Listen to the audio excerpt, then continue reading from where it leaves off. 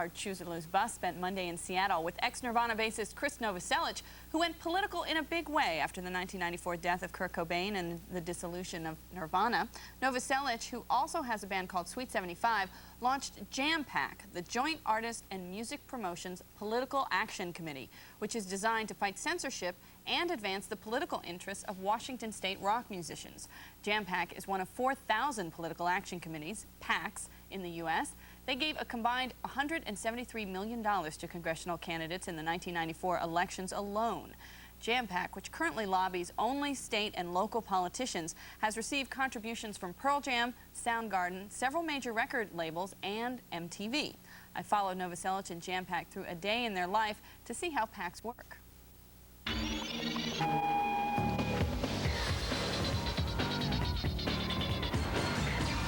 In the past 2 years, Seattle bands have sold over 160 million records. When you combine all that money coming into the community with the hundreds of jobs they've created in terms of managers, promoters, and club owners, it's no wonder Krist Novoselic decided it was time to play to the politicians instead of the fans. Me starting a political action committee was more about myself looking around and considering my resources. And then I saw that I had a lot of exposure with the press and the media, so I thought I'd exploit that. Why not? I get it anyway. I could sit around here and talk to you about my new car, but that's really boring. So I thought maybe you can get something engaging and have something good come out of it. Explain to me what a PAC is. Political Action Committee is an organization that basically gets involved in politics by contributing to campaigns, and not only financially, but through getting involved in a campaign. Hi, I'm Tabbitha Soren from MTV. Nice to meet you. Good to see you. Good to see you. PACs try to convince politicians to see things and vote their way. Members of Jampac do this by meeting with city councilmen and state senators, having lunch, and very simply telling them how they feel. Jampac's main goal is fighting censorship, but they'd also like to create a state music office. People are just becoming aware of the impact of the music industry here in the Northwest.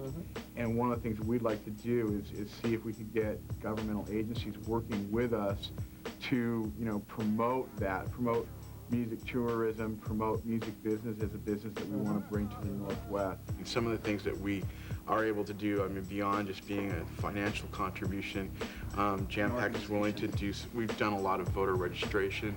We registered close to 7,000 people to vote now since about this time last year, and we do a series of phone banks prior to primaries and general elections to get those people out to vote.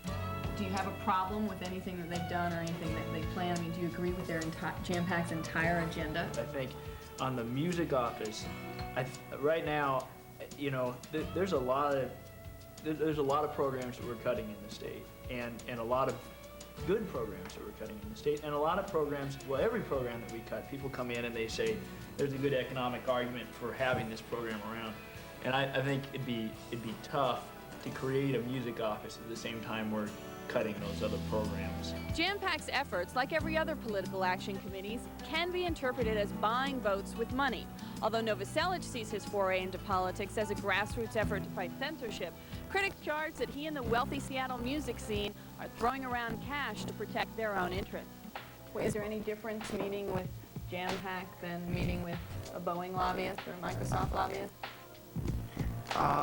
Yeah, the Microsoft lobbyists, the Boeing lobbyists have a whole lot more clout, and some of that's legitimate, and some of it's not. If they've got a concern, yeah, I'm going to listen to that concern, because they employ 100,000 people and probably create another 200,000 jobs. Politicians can be corrupted by money, but they could also be corrupted by celebrity. Do you feel like that's an issue for you? No, because if a politician's corrupt, they're corrupt, But that's the whole thing about corruption in government. I think there's this popular misconception that they're all just a bunch of rats and scoundrels. And sure, I've met a few rats, but I've met a lot of wonderful, hardworking, committed people who really do care. Both my kids asked for me to get your autograph before you leave today.